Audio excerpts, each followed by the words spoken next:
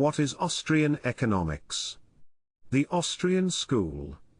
The story of the Austrian school begins in the 15th century, when the followers of St. Thomas Aquinas, writing and teaching at the University of Salamanca in Spain, sought to explain the full range of human action and social organization.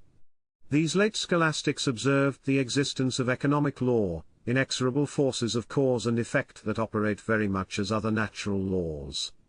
Over the course of several generations, they discovered and explained the laws of supply and demand, the cause of inflation, the operation of foreign exchange rates, and the subjective nature of economic value, all reasons Joseph Schumpeter celebrated them as the first real economists.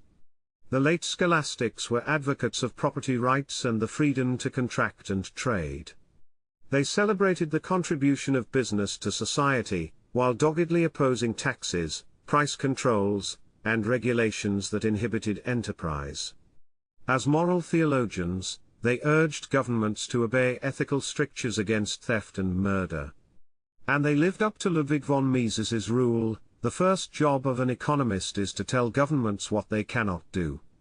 The first general treatise on economics, Essay on the Nature of Commerce, was written in 1730 by Richard Cantillon, a man schooled in the scholastic tradition. Born in Ireland, he emigrated to France.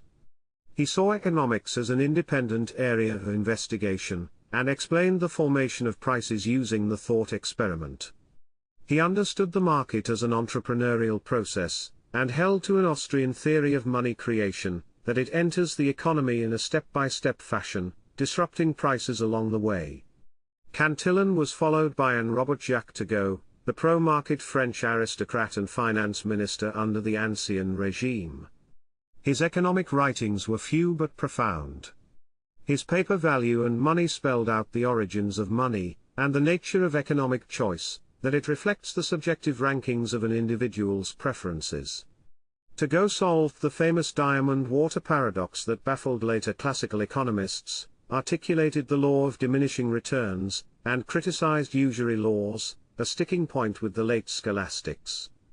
He favored a classical liberal approach to economic policy, recommending a repeal of all special privileges granted to government-connected industries. Turgot was the intellectual father of a long line of great French economists of the 18th and 19th century, most prominently Jean-Baptiste Say and Claude Frédéric Bastiat. Say was the first economist to think deeply about economic method. He realized that economics is not about the amassing of data, but rather about the verbal elucidation of universal facts. For example, wants are unlimited, means are scarce, and their logical implications. Say discovered the productivity theory of resource pricing, the role of capital in the division of labor, and Say's law: there can never be sustained overproduction or underconsumption on the free market if prices are allowed to adjust. He was a defender of laissez-faire and the Industrial Revolution, as was Bastiat. As a free market journalist, Bastiat also argued that non-material services are subject to the same economic laws as material goods. In one of his many economic allegories, Bastiat spelled out the broken window fallacy later popularized by Henry Hazlitt. Despite the theoretical sophistication of this developing pre-Austrian tradition, the British school of the late 18th and early 19th centuries won the day, mostly for political reasons. This British tradition, based on the objective cost and labor productivity theory of value, ultimately led to the rise of the Marxist doctrine of capitalist exploitation. The dominant British tradition received its first serious challenge in many years when Karl Menger's Principles of Economics was published in 1871. Menger, the founder of the Austrian school proper, resurrected the scholastic French approach to economics, and put it on firmer ground. Together with the contemporaneous writings of Leon Walras and Stanley Jevons, Menger spelled out the subjective basis of economic value, and fully explained, for the first time, the theory of marginal utility: the greater the number of units of a good that an individual possesses, the less he will value any given unit. In addition, Menger showed how money originates in a free market when the most marketable commodity is desired, not for consumption, but for use in trading for other goods. Menger's book was a pillar of the marginalist revolution in the history of economic science. When Mises said it made an economist out of him, he was not only referring to Menger's theory of money and prices, but also his approach to the discipline itself. Like his predecessors in the tradition, Menger was a classical liberal and methodological individualist, viewing economics as the science of individual choice. His investigations, which came out 12 years later, battled the German historical school, which rejected theory and saw economics as the accumulation of data in service of the state. As professor of economics at the University of Vienna, and then tutor to the young but ill-fated Crown Prince Rudolf of the House of Habsburg, Menger restored economics as the science of human action based on deductive logic, and prepared the way for later theorists to counter the influence of socialist thought. Indeed, his student Friedrich von Wieser strongly influenced Friedrich von Hayek's later writings. Menger's work remains an excellent introduction to the economic way of thinking. At some level, every Austrian since has seen himself as a student of Menger. Menger's admirer and follower at the University of Innsbruck, Eugen von Bohm-Bawerk, took Menger's exposition, reformulated it, and applied it to a host of new problems involving value, price, capital, and interest. His History and Critique of Interest Theories, appearing in 1884, is a sweeping account of fallacies in the history of thought and a firm defense of the idea that the interest rate is not an artificial construct but an inherent part of the market. It reflects the universal fact of time preference, the tendency of people to prefer satisfaction of wants sooner rather than later, a theory later expanded and defended by Frank Fetter. Bohm-Bawerk's positive theory of capital demonstrated that the normal rate of business profit is the interest rate. Capitalists save money, pay laborers, and wait until the final product is sold to receive profit. In addition, he demonstrated that capital is not homogeneous but an intricate and diverse structure that has a time dimension. A growing economy is not just a consequence of increased capital investment, but also of longer and longer processes of production. Bohm-Bawerk engaged in a prolonged battle with the Marxists over the exploitation theory of capital, and refuted the socialist doctrine of capital and wages long before the communists came to power in Russia. Bohm-Bawerk also conducted a seminar that would later become the model for Mises's own Vienna seminar. Bohm-Bawerk favored policies that deferred to the ever-present reality of economic law. He regarded interventionism as an attack on market economic forces that cannot succeed in the long run. In the last years of the Habsburg monarchy, he 3 times served as finance minister, fighting for balanced budgets, sound money and the gold standard, free trade, and the repeal of export subsidies and other monopoly privileges. It was his research and writing that solidified the status of the Austrian school as a unified way of looking at economic problems, and set the stage for the school to make huge inroads in the English-speaking world. But one area where Bohm-Bawerk had not elaborated on the analysis of Menger was money, the institutional intersection of the micro and macro approach. A young Mises, economic advisor to the Austrian Chamber of Commerce, took on the challenge. The result of Mises's research was the Theory of Money and Credit, published in 1912. He spelled out how the theory of marginal utility applies to money, and laid out his regression theorem, showing that money not only originates in the market, but must always do so. Drawing on the British currency school, Knut Wicksell's theory of interest rates, and Bohm-Bawerk's theory of the structure of production, Mises presented the broad outline of the Austrian theory of the business cycle. A year later, Mises was appointed to the faculty of the University of Vienna, and Bohm-Bawerk's seminar spent a full 2 semesters debating Mises's book. Mises's career was interrupted for 4 years by World War I. He spent 3 of those years as an artillery officer, and 1 as a staff officer in economic intelligence. At war's end, he published Nation, State, and Economy, 1919, arguing on behalf of the economic and cultural freedoms of minorities in the now shattered empire, and spelling out a theory of the economics of war. Meanwhile, Mises's monetary theory received attention in the US through the work of Benjamin M. Anderson, Jr., an economist at Chase National Bank. Mises's book was panned by John Maynard Keynes, who later admitted he could not read German. in the political chaos after the war, the main theoretician of the now socialist Austrian government was Marxist Otto Bauer. Knowing Bauer from the Boom-Bowerk seminar, Mises explained economics to him night after night, eventually convincing him to back away from Bolshevik-style policies. The Austrian socialists never forgave Mises for this, waging war against him in academic politics and successfully preventing him from getting a paid professorship at the university. Undeterred, Mises turned to the problem of socialism itself, writing a blockbuster essay in 1921, which he turned into the book Socialism over the next 2 years. Socialism permits no private property or exchange in capital goods, and thus no way for resources to find their most highly valued use. Socialism, Mises predicted, would result in utter chaos, and the end of civilization. Mises challenged the socialists to explain, in economic terms, precisely how their system would work, a task which the socialists had heretofore avoided. The debate between the Austrians and the socialists continued for the next decade and beyond, and, until the collapse of world socialism in 1989, academics had long thought that the debate was resolved in favor of the socialists. Meanwhile, Mises's arguments on behalf of the free market attracted a group of converts from the socialist cause, including Hayek, Wilhelm Röpke, and Lionel Robbins.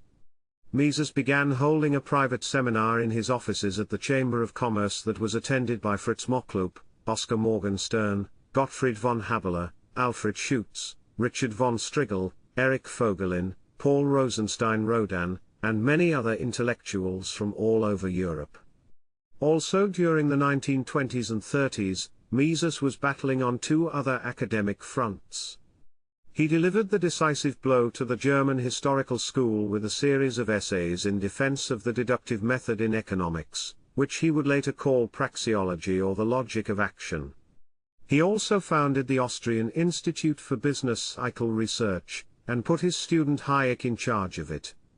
During these years, Hayek and Mises authored many studies on the business cycle, warned of the danger of credit expansion, and predicted the coming currency crisis.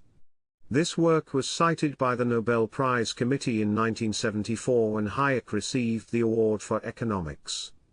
Working in England and America, Hayek later became a prime opponent of Keynesian economics with books on exchange rates, capital theory, and monetary reform.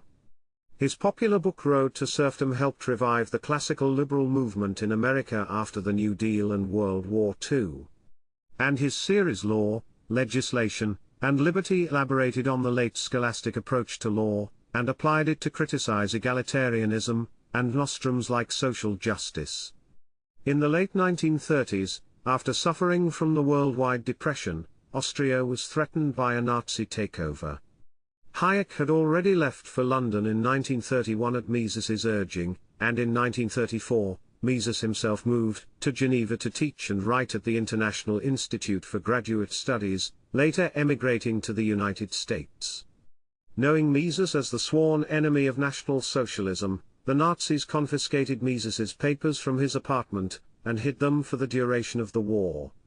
Ironically, it was Mises's ideas, filtered through the work of Röpke and the statesmanship of Ludwig Erhard, that led to Germany's post-war economic reforms and rebuilt the country. Then, in 1992, Austrian archivists discovered Mises's stolen Vienna papers in a reopened archive in Moscow. While in Geneva, Mises wrote his masterwork, National Economy, and, after coming to the United States, revised and expanded it into Human Action, which appeared in 1949. His student Murray N. Rothbard called it Mises's greatest achievement and one of the finest products of the human mind in our century. It is economics made whole. The appearance the Ludwig von Mises Institute, Mises.org of this work was the hinge of the whole history of the Austrian school, and it remains the economic treatise that defines the school. Even so, it was not well received in the economics profession, which had already made a decisive turn towards Keynesian. Though Mises never held the paid academic post he deserved, he gathered students around him at New York University, just as he had in Vienna. Even before Mises emigrated, journalist Henry Hazlitt had become his most prominent champion, reviewing his books in the New York Times and Newsweek, and popularizing his ideas in such classics as Economics in One Lesson. Yet Hazlitt made his own contributions to the Austrian school. He wrote a line-by-line critique of Keynes's general theory, defended the writings of Say, and restored him to a central place in Austrian macroeconomic theory.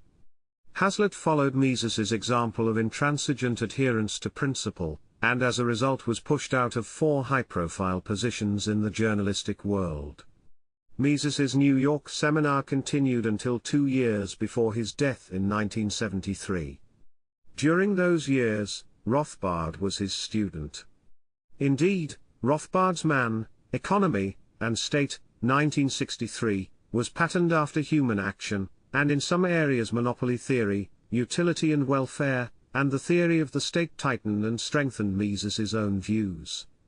Rothbard's approach to the Austrian school followed directly in the line of late scholastic thought by applying economic science within a framework of a natural rights theory of property. What resulted was a full-fledged defense of a capitalistic and stateless social order, based on property and freedom of association and contract. Rothbard followed his economic treatise with an investigation of the Great Depression, which applied Austrian business cycle theory to show that the stock market crash and economic downturn was attributable to a prior bank credit expansion. Then in a series of studies on government policy, he established the theoretical framework for examining the effects of all types of intervention in the market. In his later years, Mises saw the beginnings of the revival of the Austrian school that dates from the appearance of Man, Economy, and State and continues to this day. It was Rothbard who firmly established the Austrian school and classical liberal doctrine in the US, especially with Conceived in Liberty, his 4-volume history of colonial America and the secession from Britain. The reunion of natural rights theory and the Austrian school came in his philosophical work, The Ethics of Liberty, all while he was writing a series of scholarly economic pieces gathered in the 2-volume Logic of Action, published in Edward Elgar's Economists of the Century series. These seminal works serve as the crucial link between the Mises-Hayek generation and the Austrians now working to expand the tradition. Indeed, without Rothbard's willingness to defy the intellectual trends of his time, progress in the Austrian school tradition might have come to a halt. As it was, his wide and deep scholarship, cheerful personality, encyclopedic knowledge, and optimistic outlook inspired countless students to turn their attention to the cause of liberty. Though Austrians are now in a more prominent position than at any point since the 1930s, Rothbard, like Mises before him, was not well treated by academia. Although he held a chair in his later years at the University of Nevada, Las Vegas, he never taught in a capacity that permitted him to direct dissertations. Nonetheless, he managed to recruit a large, active, and interdisciplinary following for the Austrian school. The founding of the Ludwig von Mises Institute in 1982, with the aid of Margit von Mises as well as Hayek and Hazlitt, provided a range of new opportunities for both Rothbard and the Austrian school. Through a steady stream of academic conferences, instructional seminars, books, monographs, newsletters, studies, and even films, Rothbard and the Mises Institute carried the Austrian school forward into the post-socialist age. The first issue of the Rothbard edited Review of Austrian Economics appeared in 1987, became a semi-annual in 1991, and becomes a quarterly in 1998, the Quarterly Journal of Austrian Economics. The Mises Institute's instructional summer school has been held every year since 1984. For many of these years, Rothbard presented his research into the history of economic thought. This culminated in his 2-volume An Austrian Perspective on the History of Economic Thought, which broadens the history of the discipline to encompass centuries of writing. Through the Mises Institute's student fellowships, study guides, bibliographies, and conferences, the Austrian school has permeated, at some level, virtually every department of economics and the social sciences in America, and in many foreign countries as well. The annual Austrian Scholars Conference at Auburn University attracts scholars from around the world to discuss, debate, and apply the entire Austrian tradition.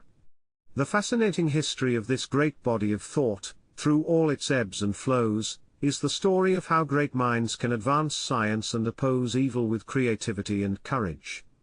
Now the Austrian school enters a new millennium, as the intellectual standard-bearer for the free society. That it does so is thanks to the heroic and brilliant minds that make up the family history of the school, and to those who are carrying that legacy forward with the Ludwig von Mises Institute.